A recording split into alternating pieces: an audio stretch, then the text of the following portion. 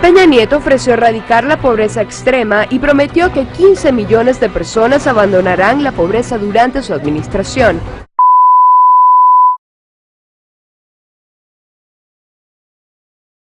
The United Nations report on child poverty finds a staggering 600 million children worldwide with parents living on less than $1 a day.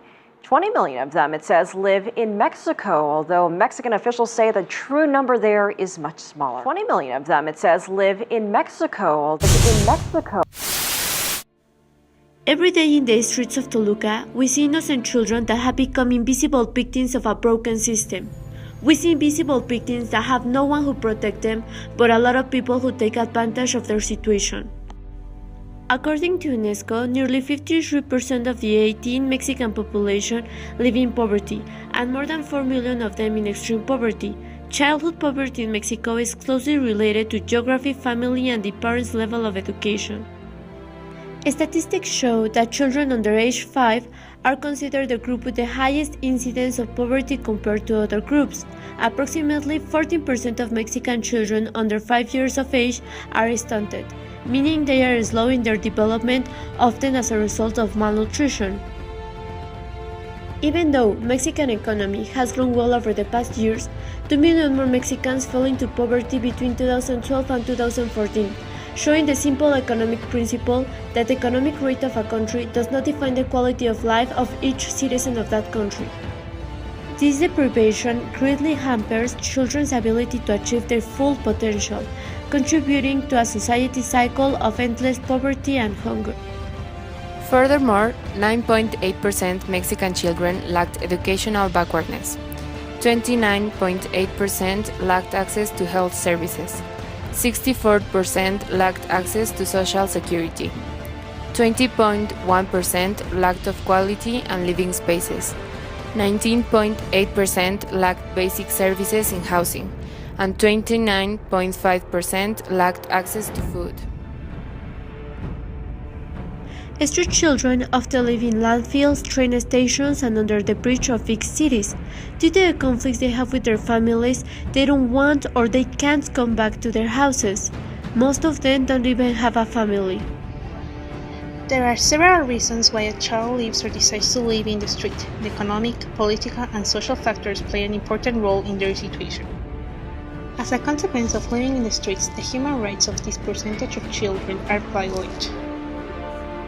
The street children don't have access to a balanced diet. They don't even have something to eat because as they live in the street, they can't produce it or they don't have the money to buy it. Without a family that take care of them, they have to survive by their own.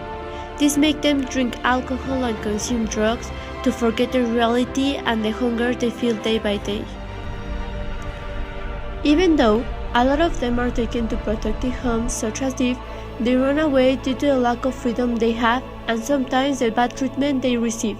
Statistics show that more than 40% run away and they live all their life in the streets, under poverty, or they can achieve an economic status thanks to the participation they have in illegal business.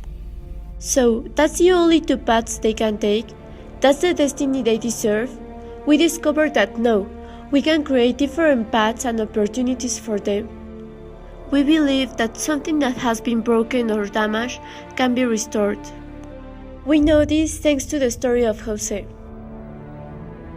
Jose was an abandoned kid who was born in Cuernavaca, Morelos.